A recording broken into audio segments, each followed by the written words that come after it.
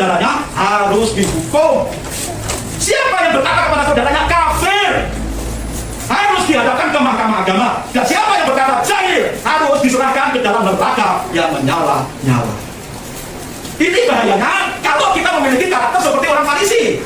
Hidup keagamaan kita sebatas lahir ya, merasa lebih baik daripada orang lain, merasa lebih benar daripada orang lain. Kenapa tidak boleh merasa lebih baik, lebih benar daripada orang lain? Karena ini bahaya. Lama-lama dia akan menghakimi orang lain dengan seenaknya ngomong kamu kafir. Tapi hati-hati loh saudara dengan ucapan kita. Orang yang marah harus, orang yang menyatakan kafir, menyatakan jahil kepada saudaranya harus dibawa ke mahkamah agama, harus dihukum. Dan Yesus katakan tapi neraka sedang menunggu orang yang dengan sembrono berkata kamu kafir. Neraka itu. Maka jangan main-main, harus hati-hati dengan menjaga lidah kita ini. Karena orang yang sampai ngomong kamu kafir kepada orang lain dengan nada tinggi, dengan nada marah, pasti dia merasa lebih baik dari orang yang tidak terpaksa. Pasti orang yang menyatakan kafir kepada orang lain itu menyatakan diri paling benar, paling baik, lebih benar dari orang lain yang tidak terpaksa. Maka firman Tuhan hari ini mengingatkan kita, kalau hari ini kita masih menganggap orang lain lebih buruk, lebih jelek daripada kita, dan menganggap diri kita jauh lebih baik, jauh lebih benar dari orang lain, lalu kita menyatakan orang itu kafir, maka hati-hati. Firman Tuhan katakan neraka, hukuman Tuhan sudah menunggu. Itu sebenarnya saudara harus hati-hati. Dalam Matius 5, 21-22 itu ada marah, kalau berkata kafir pada orang lain, berkata jahil. Terambil dari kitab Injil Lukas pasal 18 ayat 9 sampai ayat yang ke-14. Kita akan membaca firman Tuhan ini berbalas-balasan. Injil Lukas pasal 18 ayat 9 sampai ayat 14. Demikian firman Tuhan. Dan kepada beberapa orang yang menganggap dirinya benar dan memandang rendah semua orang lain, Yesus mengatakan perumpamaan ini. Ayat 10.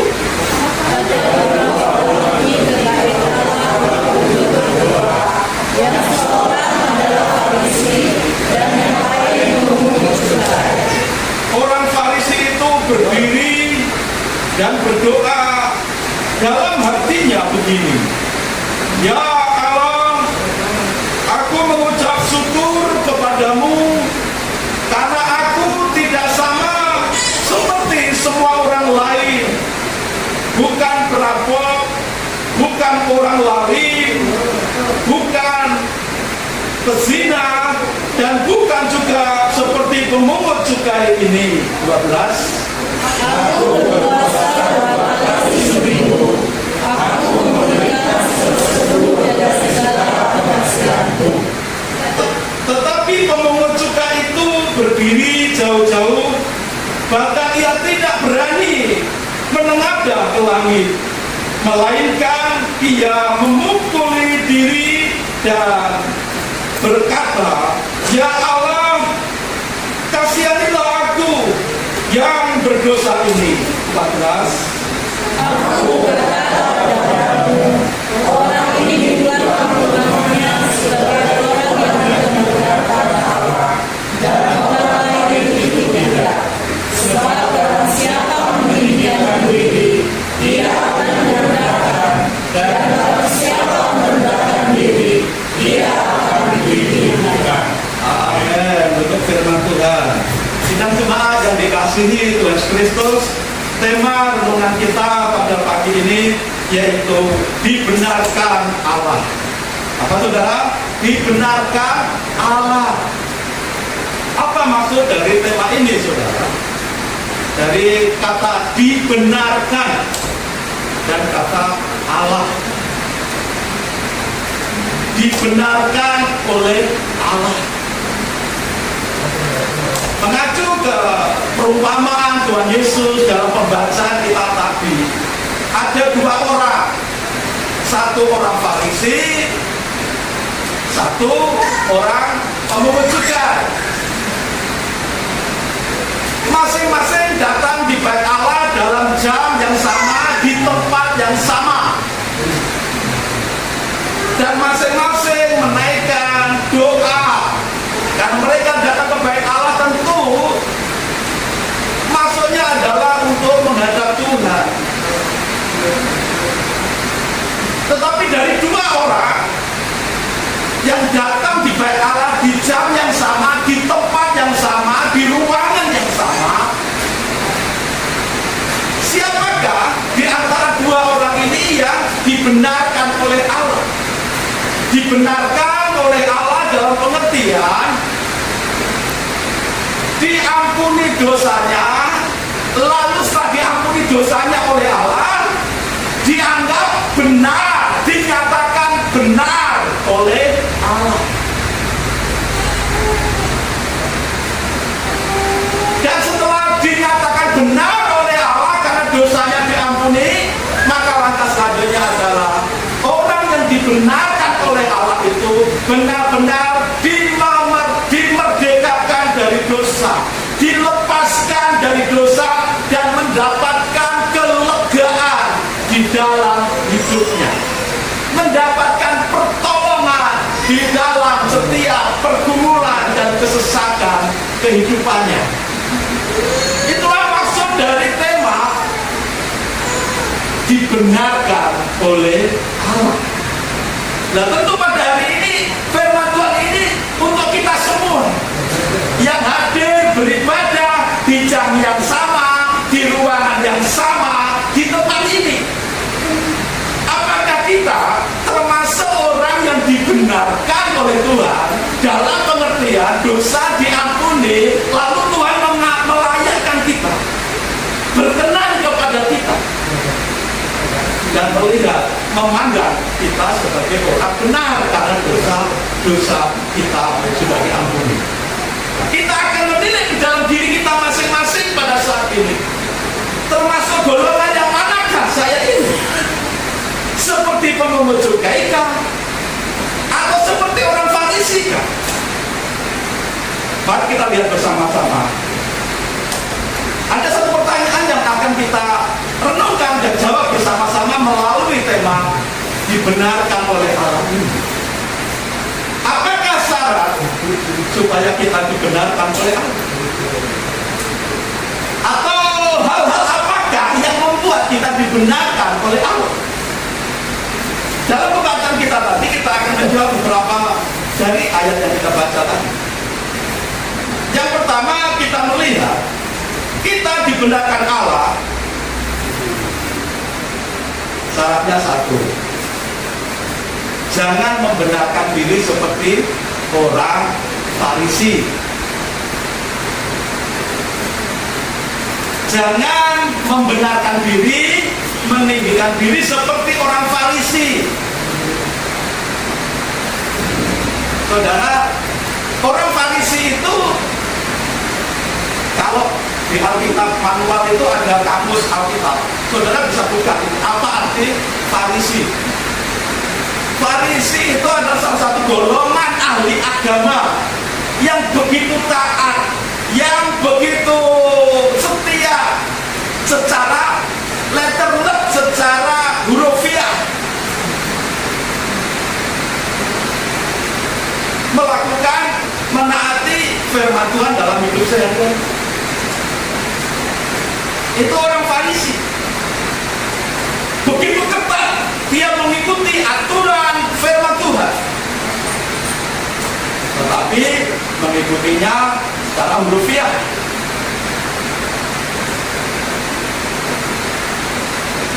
Dalam pembacaan kita tadi ada perumpamaan. Orang Farisi itu datang ke bait Allah, menaikkan doa-doanya. Karena dia termasuk ahli agama, orang terpandang, maka pakaiannya pun spesial. Pakaian ahli agama yang bernama Farisi, yang disebut orang Farisi itu pakaiannya pun khusus. Pakaian seorang guru agama, ahli agama, yang dianggap mumpuni, menguasai di bidang keagamaan, hukum-hukum agama, dalil-dalil agama, dia tahu dan dia menaati itu secara hurufiah. Saudara sekalian, dari pakaiannya saja orang sepintas melihat sudah bisa mengenali, oh ini ahli Taurat, oh ini orang Farisi.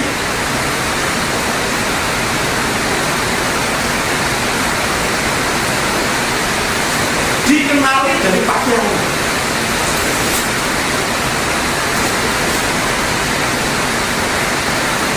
Pakaiannya itu bukan pakaian yang secara umum dipakai oleh orang biasa. Pakaian orang Farisi itu tidak dipakai oleh masyarakat biasa, walaupun orang itu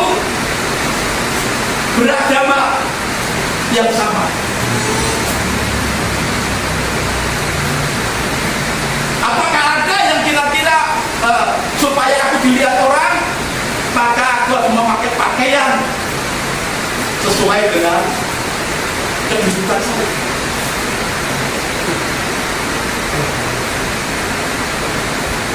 Dan orang Farisi ini bangga dengan pakaian kebesarannya, karena dalam sekelebat saja orang melihat sudah bisa mengenali, oh ini orang Farisi, ahli agama.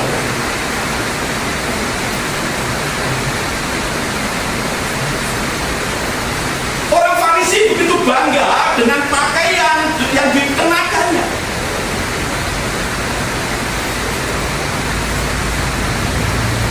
Dan kebanggaan akan pakaian ini luar biasa sekali, saudara.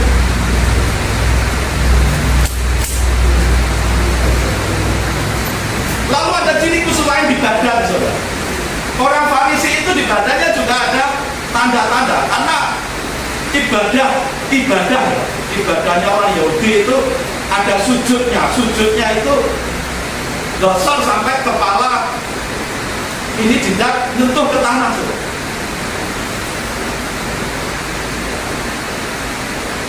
Mereka juga ada tanda-tanda di jidatnya, tanda lahiriah yang dibuat. Kalaupun tidak begitu, saudara, ada juga mereka yang doanya itu sambil membetul-betulkan, ya ini kepalanya, tapi pas di sini, sehingga kalau orang melihat sepintas menilai, oh ini orang banyak doanya, ini banyak sujudnya.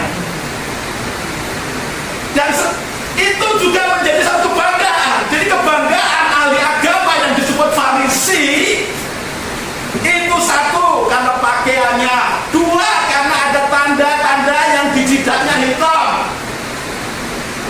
Itu orang Farisi. Dan bangga dengan tanda itu, karena apa? Dengan melihat pakaiannya, dengan melihat tanda di sini, orang akan segan dan sungkan dan memberi nilai tinggi secara ukuran keagamaan. Lalu ada ciri khusus yang lain bagi orang Farisi. Dalam Injil Lukas yang kita baca tadi ayat 12 dikatakan, aku berpuasa 2 kali seminggu, aku memberikan 1/10 dari segala penghasilanku, dan lain-lain. Itu kalau disambung banyak aturannya di dalam ibadah yang mereka taati. Mereka bawa persembahan ini, persembahan itu, persembahan ini, macamnya banyak. Lalu ada tata cara keagamaan yang begitu rumit dan mereka taat.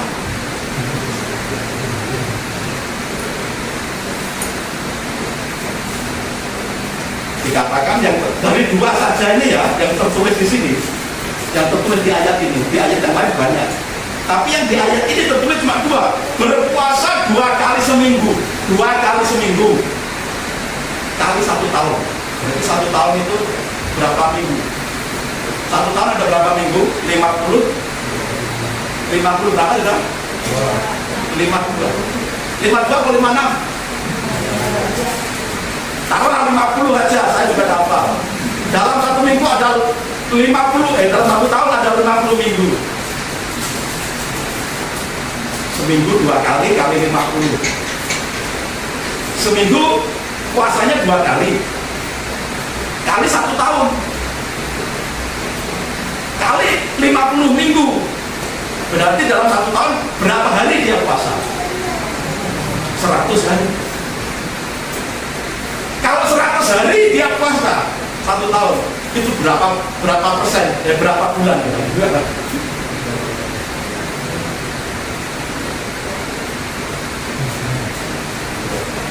Itu baru puasa Senin Kemis ya. Kalau orang Jawa Senin Kemis itu baru puasa Senin Kemis. Kalau rutin dalam 1 tahun itu sudah 100 hari. Itu sudah 2 bulan lebih puasanya dalam 1 tahun. Itu orang Farisi. Itu sebabnya ketika dia berdoa dengan pakaian kebesarannya, dengan tanda-tanda di jidatnya, dengan berbagai aksesoris kebesaran yang lain, dia bangga dengan dirinya sendiri. Bahkan dalam kata-kata doanya tadi disebutkan, doanya padahal dalam hati, tapi doa yang dalam hati orang lain tidak kedengaran pun ada kesombongan, merasa paling benar dirinya itu. Tuhan, ya Allah, ya Tuhan, aku sudah puasa 2 kali seminggu. Kalau dipanjangkan 1 kali 1 tahun.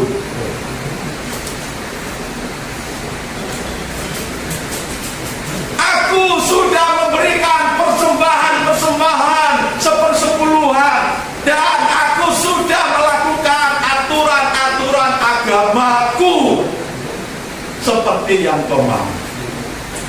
Gitu kan?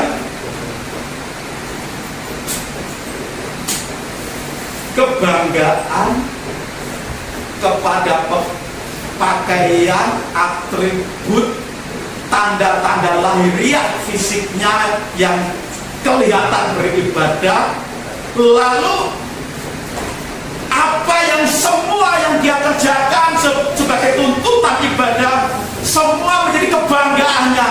Ini loh aku Tuhan, aku sudah melakukan semuanya.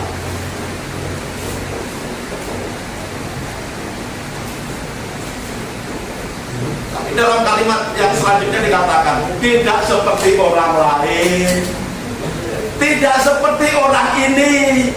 Orang ini itu siapa maksudnya? Orang pemungut cukai yang ada tidak jauh dari dirinya, yang bersama-sama ada di ruangan itu, di jam itu juga sedang menaikkan doa-doanya. Kebanggaan dalam hal-hal ibadah di hadapan Tuhan, dibanggakan bahwa dia sedang melakukan sepertinya sudah lengkap dan sempurna, tidak seperti orang lain, tidak seperti pemungut cukai ini. Saudara, bagaimana mungkin orang model seperti ini akan dianggap benar oleh Tuhan?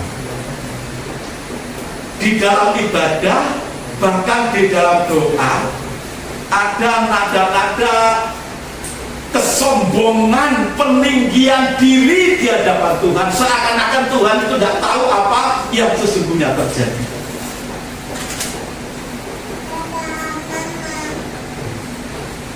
Dan ayat ini juga di dunia modern hari-hari ini sebagai orang percaya yang mengaku pengikut Tuhan, mari kita introspeksi diri kita. Kalau kita ingin dibenarkan, diampuni Tuhan, hal pertama yang terpenting adalah jangan menganggap diri paling benar di hadapan Tuhan. Jangan membenarkan diri seperti orang Farisi di hadapan Allah.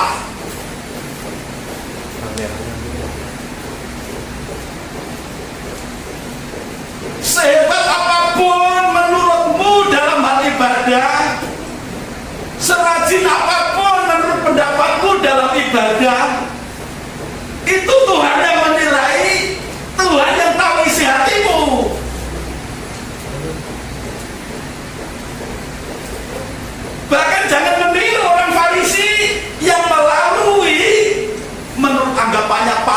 sempurna ibadahnya, justru merendahkan orang lain. Tuhan tidak mau seperti itu. Tuhan lebih tahu isi hati orang Farisi. Tuhan lebih tahu isi hatimu. Tuhan lebih tahu apa maksud-maksudmu dengan ibadah yang membangga-banggakan, yang kita bangga-banggakan. Ini bukan berarti, karena ada yang menafsirkan ayat yang ke-12 ini, ada yang beranggapan orang Farisi ini, aku berpuasa 2 kali seminggu, aku memberikan 1/10 dari segala penghasilanku. Berdasarkan ayat 12 ini, mereka berusaha membenarkan dirinya sendiri. Loh, kalau begitu puasa itu tidak perlu. Toh ini orang Farisi mengatakan seperti itu, tapi di hadapan Allah, ya orang Farisi itu sudah dibenarkan rupanya. Kalau begitu, tidak perlu kita berpuasa.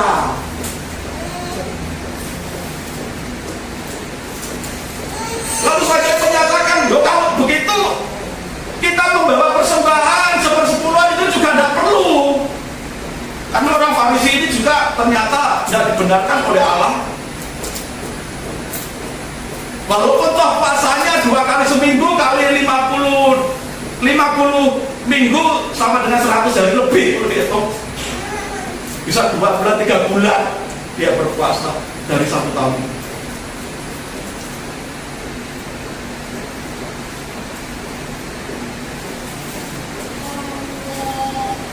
Dengan berbagai alasan orang berusaha membenarkan. Oh kalau begitu tidak usahlah puasa, tidak usah perpuluhan, juga tidak usah terlalu rajinlah ibadah. Untuk apa rajin-rajin ibadah? Toh itu bukan menjadi alasan kita dibenarkan kok.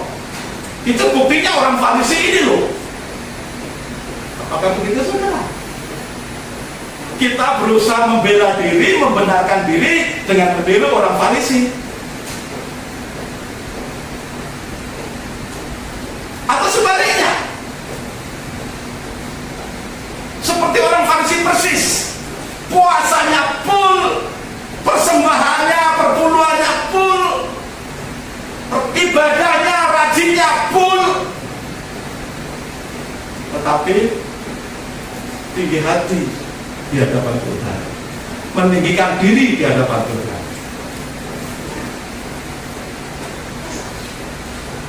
Seakan-akan dengan pakaian kebesaran keagamaannya, seakan-akan dengan rajinnya ibadah, rajinnya melakukan segala aturan-aturan keagamaan, itu menjadi alasan Tuhan untuk mengampuni dosa, membenarkan dia.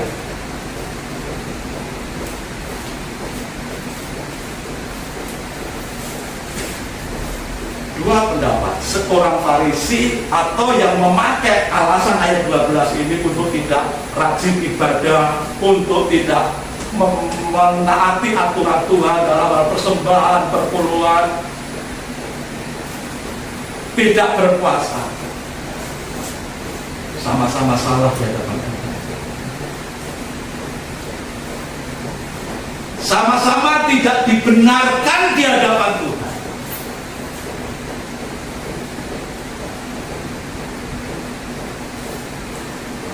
Aturan Tuhan harus kita jalankan dengan penuh kesetiaan dan ketaatan. Hal-hal yang baik, pakaian ibadah yang wajar harus tetap kita pakai dalam kita beribadah.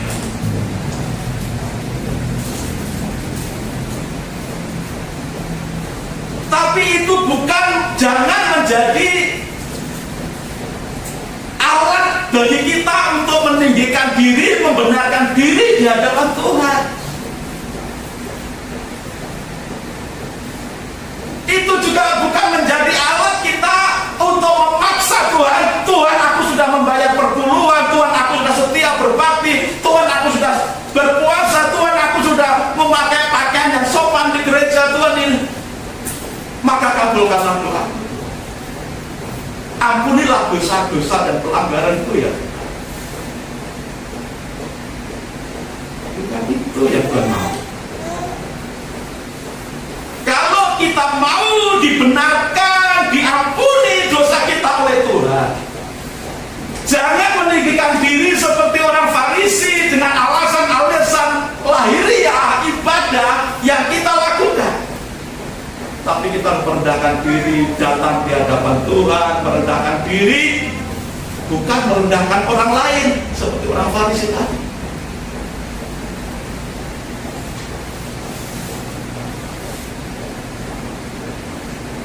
Dan Tuhan jelas tidak berkenan dengan apa yang dilakukan oleh orang Farisi. Karena dia meninggikan diri di hadapan Tuhan, membenarkan dirinya sendiri di hadapan Tuhan. Yang punya hak membenarkan itu kan Tuhan, saudara, bukan diri kita sendiri. Oh, kalau begitu sudah benar ini, bukan. Yang berhak menilai dan membenarkan kita hanya Tuhan yang Maha Tahu, hanya Allah yang Maha Tahu.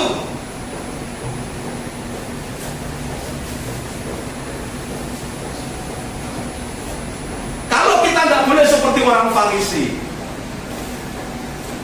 berdasarkan ketaatan, kesetiaan menjadi kebanggaan pribadi kita untuk minta pengampunan, untuk doa kita dikabulkan.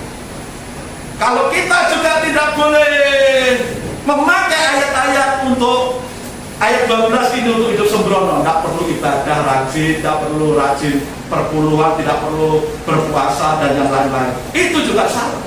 Tuhan malah tidak berkenan dengan hal itu. Bagaimana seharusnya kita rendahkanlah dirimu di hadapan Tuhan, jangan merasa benar di hadapan Tuhan. Kita ibadah, rajin ibadah, kita rajin membawa persembahan, perpuluhan dan lain-lain. Bahkan ini ada persembahan Natal. Kita rajin melayani, kita rajin berpuasa. Saudara, sebenarnya itu adalah hasil dari orang yang sudah diampuni dan dibenarkan oleh Tuhan.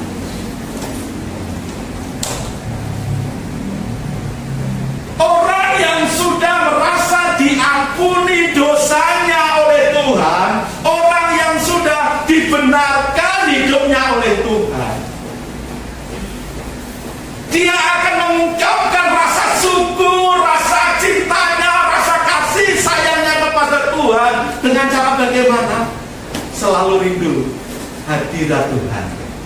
Kerinduannya akan hadirat Tuhan itu diwujudkan dengan kesetiaannya dalam beribadah. Kerinduannya akan hadirat Tuhan, rasa syukurnya karena Tuhan telah mengampuni diri hidupnya dari segala dosa dan pelanggarannya, diwujudkan dengan cara bagaimana, saudara? Rajin ibadah, bersekutu dengan Tuhan. Ibadah secara pribadi, yes, rajin. Ibadah secara bersama-sama seperti ini, yes, kita juga rajin. Ibadah pribadi seperti di perikop di atasnya, jangan jemu-jemu berdoa. Itu dalam ibadah pribadi di rumah. Tapi dalam ibadah bersama kita juga harus rajin. Dan itu menjadi tanda atau ciri orang yang sudah diampuni oleh Tuhan. Hasil orang yang diampuni dosanya, dibenarkan oleh Allah, dia akan banyak mengungkapkan rasa syukurnya. Rasa syukurnya itu diungkapkan dengan cara bagaimana? Rajin ibadah, rajin perpuluhan, rajin persembahan, rajin berpuasa, rajin melakukan hukum-hukum Tuhan.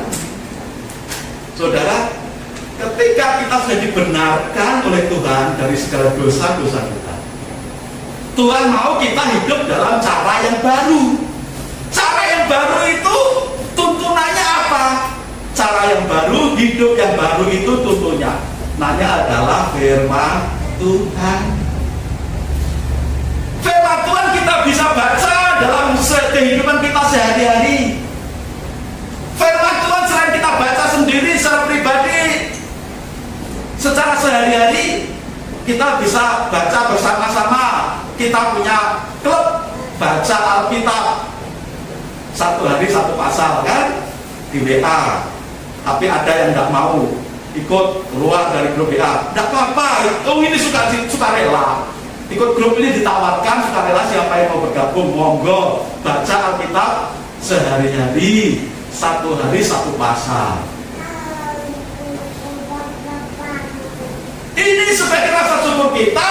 Bagaimana supaya kita tahu firman Tuhan untuk kita lakukan dalam hidup sehari-hari. Setelah dosa kita diampuni, setelah kita dibenarkan oleh Tuhan, mari kita hidup sesuai dengan tuntunan Tuhan. Tuntunan Tuhan ada tertulis dalam Alkitab ini. Alkitab ini tidak bisa ngomong sendiri, saudara, harus kita baca. Firman Tuhan dalam Alkitab ini tidak bisa ngomong sendiri, harus diperdengarkan melalui berita, melalui khotbah audio itu banyak, khotbah video itu banyak, di YouTube ada, di Facebook ada.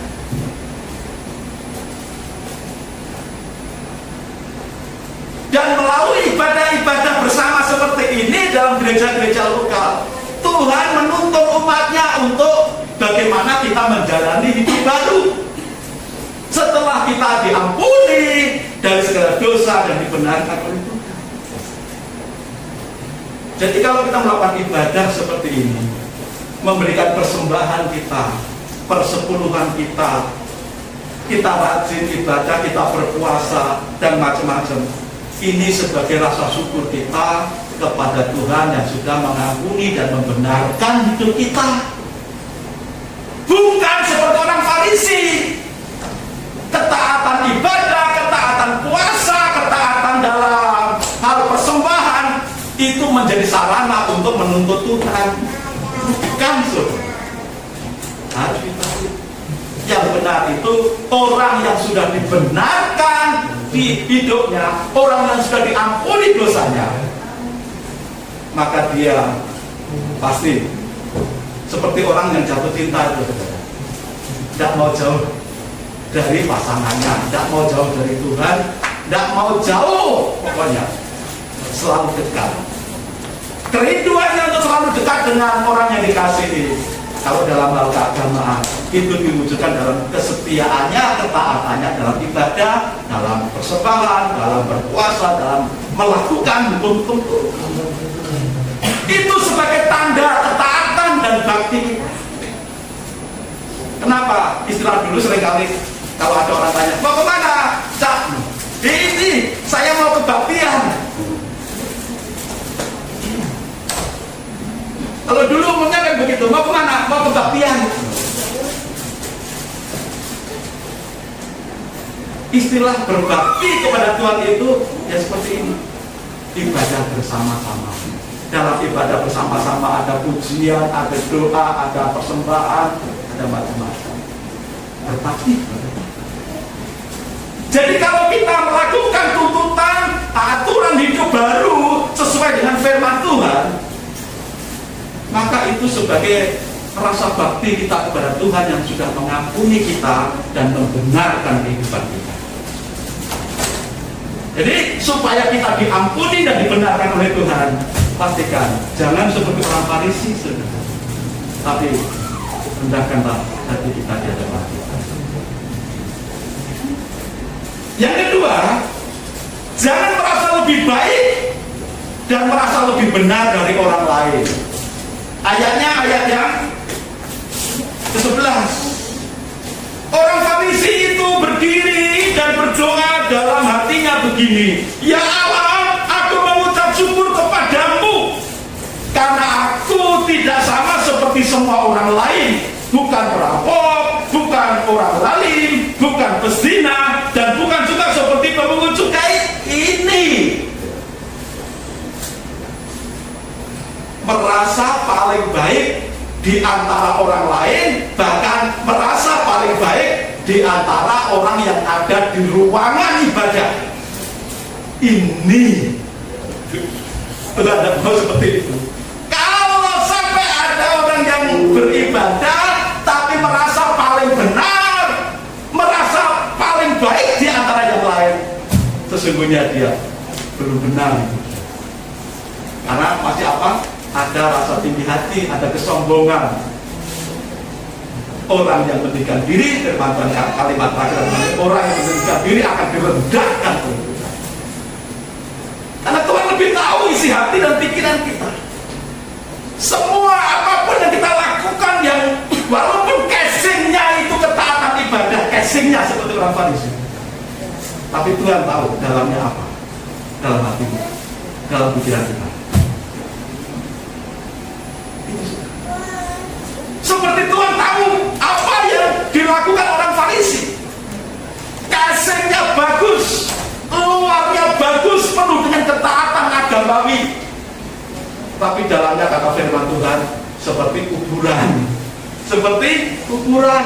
Luarnya dicat putih, bersih, tapi dalamnya tulang-tulang.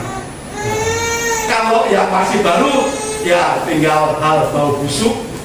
Kalau yang sudah agak lama, tinggal tulang-tulang yang amis. Luarnya bagus kuburan itu, luarnya bagus, dicat, dipijing, ya bagus. Tapi Tuhan lebih tahu isi hati kita, pikiran kita, motivasi. Makanya hal kedua ini, jangan merasa paling benar dibandingkan orang lain. Jangan merasa diri lebih baik daripada orang lain. Orang lain itu siapa? Yang di luar sana dan yang di dalam sini.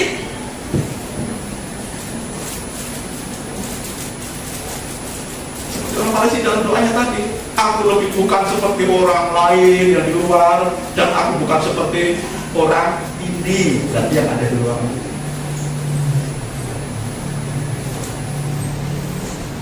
Kalau kita sudah merasa atau menganggap diri lebih baik, lebih benar dari orang lain, saudara, maka ini peringatan bagi kita semuanya. Karena Tuhan menguji hati kita dan pikiran kita. Ya. Dan bahaya lebih jauh kalau kita menganggap diri kita paling benar dan lebih baik daripada orang lain. Ada yang bahaya lebih jauh yang Tuhan tidak mau terjadi itu dalam diri kita, setiap anak-anaknya. Dalam Matius 5 ayat 21 sampai 22. Kamu telah mendengar yang difirmankan kepada nenek moyang kita, jangan membunuh. Siapa yang membunuh harus dihukum. Tuhan Yesus sedang bercakap-cakap dengan orang banyak tentang hukum Tuhan. Kamu sudah mendengar firman, jangan membunuh. Siapa yang membunuh harus dihukum. Yes, mereka jawab yes. Orang yang membunuh harus dihukum. Orang yang menghilangkan nyawa sesamanya harus dihilangkan nyawa. Orang yang mencuri bisa dipotong tangannya.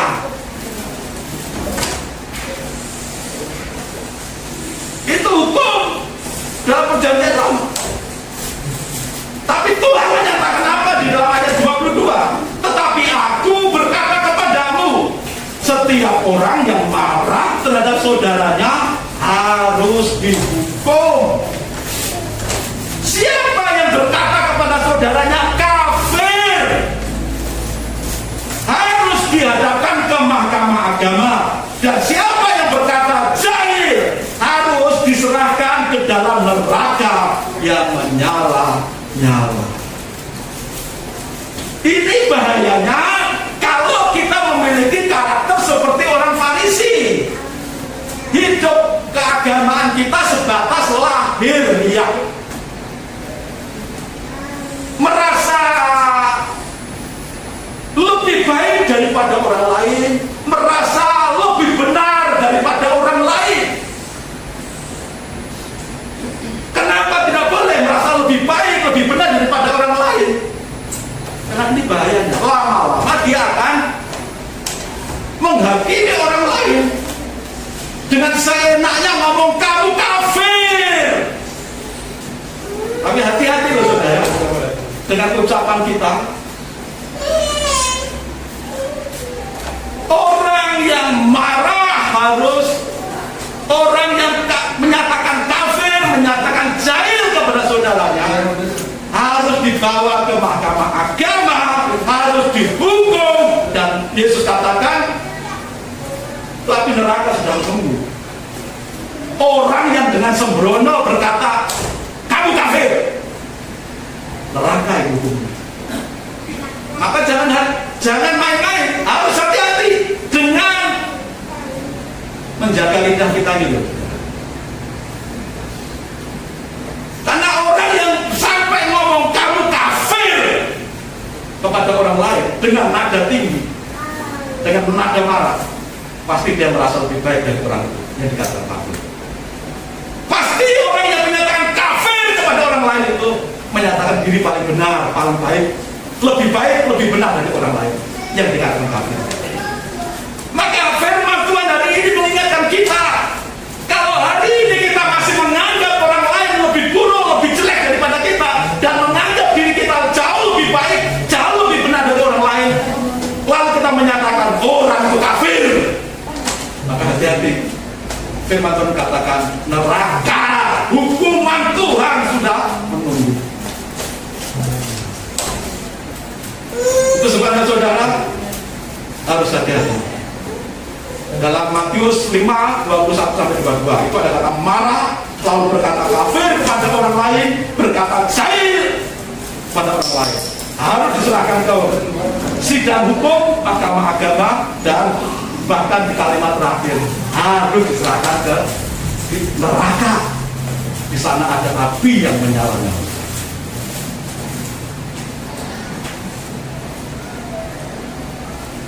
Supaya kita dibenarkan, jangan seperti orang Farisi yang merasa benar. Jangan seperti orang Farisi yang menganggap diri lebih baik dari orang lain. Yang ketiga, supaya kita dibenarkan oleh Tuhan, kita merendahkan diri seperti pemungut cukai. Saudara, siapakah pemungut cukai pada zaman itu? Pemungut cukai itu dikenal sebagai orang yang berdosa. Berdosa, orang yang kejam kepada sesamanya. Kenapa? Karena pemungut cukai itu dipercaya oleh pemerintah penjajah pada waktu itu untuk menarik pajak. Nah, seringkali dia menarik pajak itu melebihi apa yang ditargetkan pemerintah, melebihi target. Maksudnya apa? Yang targetnya untuk jatah pemerintah di store, sisanya dipakai sendiri. Itu sebabnya karena tuntutan dari pemerintah dan tuntutan kebutuhan pribadi yang tidak terkendali itulah, maka para pemungut cukai itu seringkali menarik cukai, menarik pajak jauh lebih tinggi dari ketentuan pemerintah. Ada kalau tidak menarik cukai, pajak jauh lebih tinggi, kadang-kadang pemungut cukai ini kong kali kong dengan wajib pajak, saudara. Kong kali kong. Jadi rembukan enaknya gimana, nanti diaturlah gimana supaya wajib pajak yang dipungut pajaknya itu tidak terlalu tinggi dan si pemungut cukai ini dapat keuntungan besar.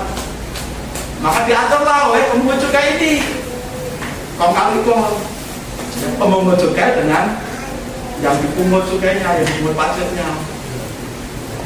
Maka pemungut cukai itu dikenal orang berdosa, orang yang jahat,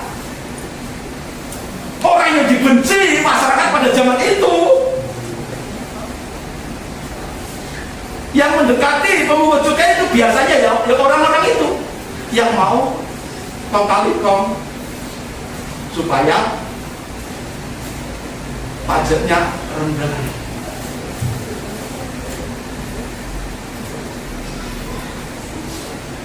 Tetapi pemungut cukai yang digambarkan dalam perumpamaan ini datang di waktu yang sama, di tempat yang sama, di ruangan yang sama dengan orang Farisi ahli agama.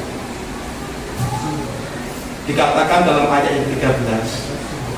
Tetapi pemungut cukai ini berdiri jauh-jauh. Bahkan ia tidak berani menengadah ke langit, melainkan ia memukul diri dan berkata, "Ya Allah, kasihanilah aku yang berdosa ini." Saudara, pemungut cukai ini menyadari kesalahannya. Dia berdiri jauh-jauh, mungkin di paling sudut, di paling pojok. Makanya saya tidak berani, saudara. Kalau bangku di depan masih kosong itu, mengundang orang yang di belakang, "Ayo maju ke depan," dipenuhi yang depan, yang belakang maju ke depan.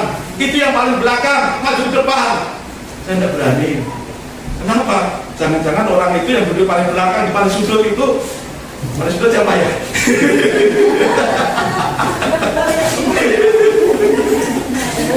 Pak Heru.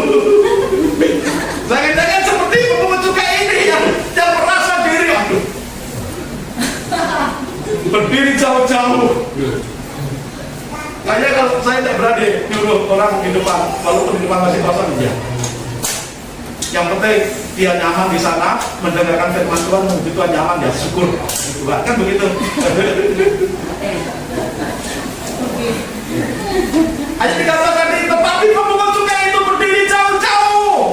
Kalau ruangan ini jauhnya di mana ya? Paling sudut, paling pojok, paling jauh. Lalu selanjutnya bahkan ia pemungut cukai tidak berani menengadah ke langit. Waduh, ini yang sukanya menengadah ke langit itu gimana? Ini pemungut cukai, ini ekspresi ya, ekspresi pemungut cukainya. Dia mencari tempat yang dianggap paling jauh, bukan di tempat yang terhormat. Lalu dia punya sikap hati menunduk, tidak mau menantang Tuhan seperti orang Farisi, merasa diri paling benar, merasa diri lebih baik dari yang lain, sehingga dia berkata dengan firman berkatakan, orang yang membusukkan dada tidak lurus hatinya. Kita ada firman Tuhan. Orang yang membusukkan dada tidak lurus hatinya karena apa? Dia merasa lebih baik, merasa paling benar dibandingkan orang lain, meninggalkan diri hadapan Tuhan, menuntut Tuhan seperti orang Farisi. Tidak berani menengadah ke langit, melainkan memukul diri sendiri.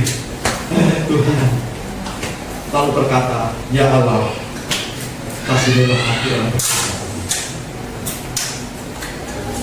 Sikap seperti inilah yang kita butuhkan, merendahkan diri di hadapan Tuhan. Dalam hidup sehari-hari, kita seperti orang Farisi, baik sadar atau tidak, kita melakukan banyak dosa. Kalau orang Farisi kan jelas dia memang sadar, dia narik pajak jauh lebih tinggi dari ketentuan. Kalaupun menarik pajak lebih rendah, itu karena kembali kok. Tapi dalam hidup kita mungkin ada bentuk dosa lain.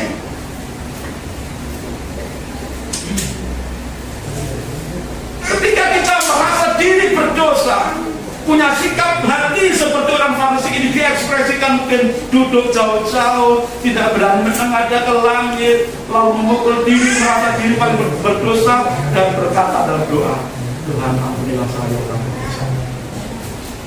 Sikap seperti inilah yang membuat kita diampuni dan dibenarkan oleh Tuhan. Yang penting kalau duduk jauh-jauh itu bukan berarti supaya ada kesempatan dan lain-lain, tidak konsen. Harus seperti orang Farisi sikapnya. Kalaupun jauh-jauh, cari tempat yang jauh, posisinya pastikan tetap bisa konsentrasi. Walaupun menunduk terus, pastikan tundukan ketika kita menunduk dalam ibadah itu, karena melihat ke dalam diri, rendah di hadapan Tuhan.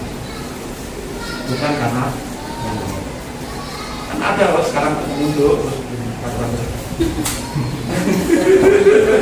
apa saudara? Ada loh, kelihatannya khusus sekali menunduk tapi begini jadinya saudara. Kalau nggak main game, kayak anak muda main game. Ibadah kok main game. Ada yang sambil begini-begini. Apa itu? Lihat foto. Saudara, kalau menunduk pastikan kita seperti orang pemungut cukai tadi.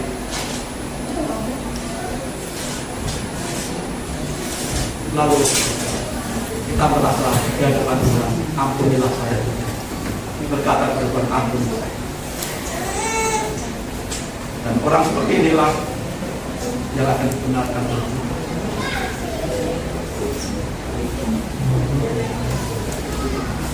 Bagaimana dengan kita saat ini, saudara? Ini jadi perenungan kita semua. Ini menjadi kritik ke dalam kita menjelang Natal. Ini menjadi kritik bagi kita semua. Kalau kita ingin mengalami kemenangan, tema Natal kita, para pemuda mengambil tema victory, kemenangan. Kemenangan. Dan dimulai dari sini.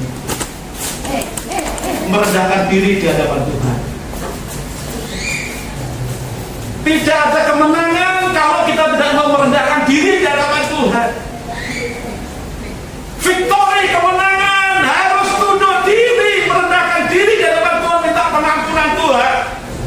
Natal inilah Tuhan memberikan teladan yang terbaik.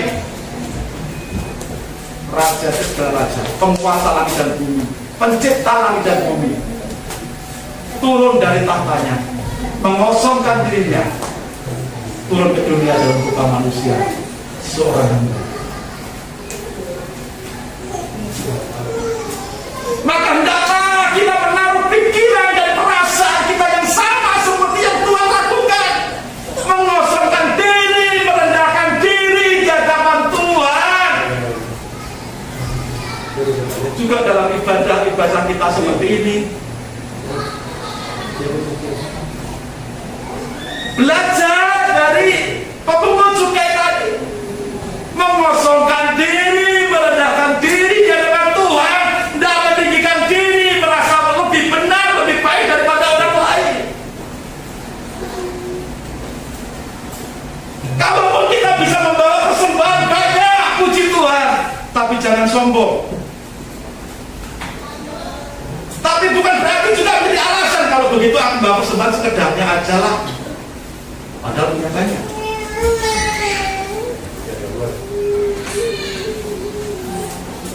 Kita bisa beribadah setiap hari bagus, tapi ibadah rajin, ibadah jangan menjadi kesombongan, tinggi hati, merasa lebih baik dari orang lain. Lalu ada berkata, kalau begitu aku ibadahnya juga nyantai saja. Jangan. Orang yang dibenarkan oleh Tuhan, diampuni dosanya, dia akan menunjukkan rasa syukurnya, mengungkapkan rasa syukurnya dengan kesetiaannya, berbakti lebih lagi kepada Tuhan. Rasa bakti itu diwujudkan dengan ibadah rajin, persembahan rajin, puasa rajin, melakukan pekerjaan Tuhan rajin, melayani Tuhan rajin. Itu semua adalah ungkapan rasa bakti, rasa syukur kita kepada Tuhan yang sudah mengampuni dan membenarkan kita. Ingat Sakius orang pendek? Sakius orang pendek. Lagunya saya lupa. Coba yuk kita nyanyikan. Sakius orang pendek. Terus dia sangat kecil. Ya, bapak-bapak ibu hafal semua lagunya itu. Tapi ada kalimat terakhir setelah dia diampuni dosanya oleh Tuhan. Apa yang dia kerjakan? Jika ada di antara orang-orang yang sudah kuambil hartanya, maka akan kau kembalikan berapa kali lipat, saudara? Berapa kali lipat?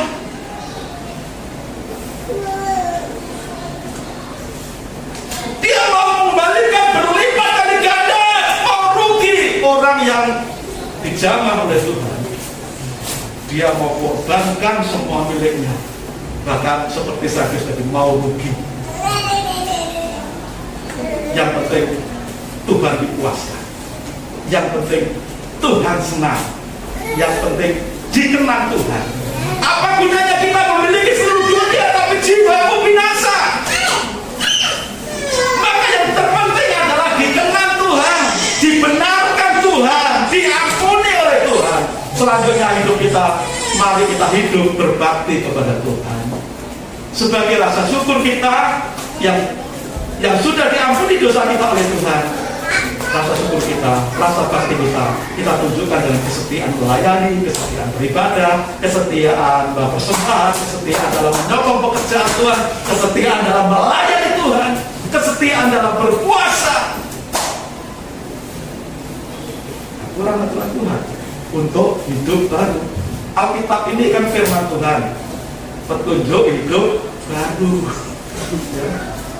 Hidup lama sudah berlalu, hidup baru bagaimana caranya? Ada petunjuknya. Ini firman Tuhan ini, firman yang sudah tertulis. Jadi orang Kristen kalau mau petunjuk hidup baru bukan bertapa, saudara, bukan bertapa menyendiri di hutan, di gua. Tidak seperti itu. Kalau kita ingin petunjuk hidup baru, baca, renungkan, dengarkan, lihat firman Tuhan dan lakukan dengan Tuhan. Maka Tuhan memberkati kita semuanya. Biarlah seluruh umat di tempat ini dibenarkan oleh Tuhan. Ada kalimat terakhir dalam pembacaan kita tadi, ayat yang ke-14. Kita baca bersama-sama ayat 14.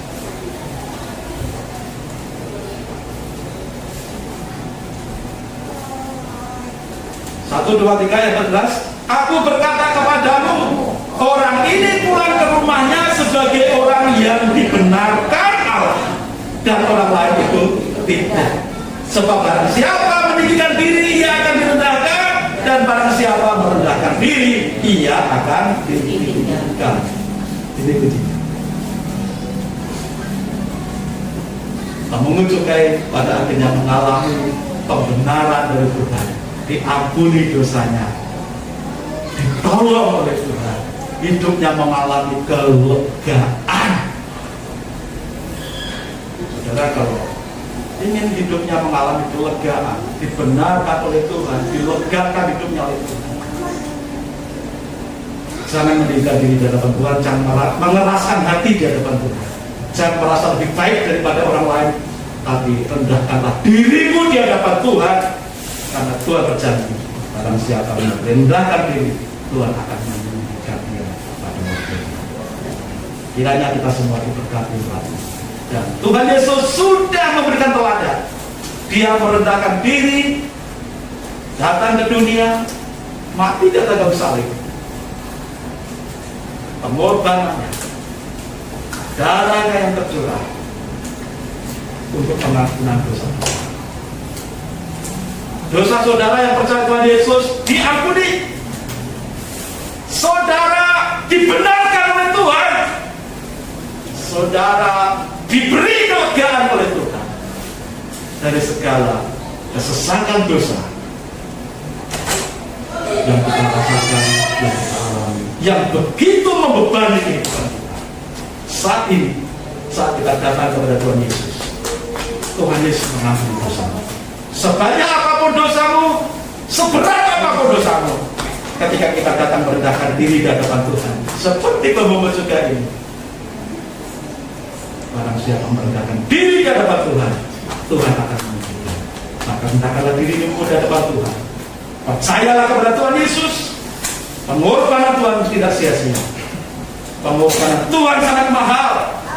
Tapi itu semua untuk saudara dan saya dan seluruh dunia yang mau percaya diselamatkan. Amin.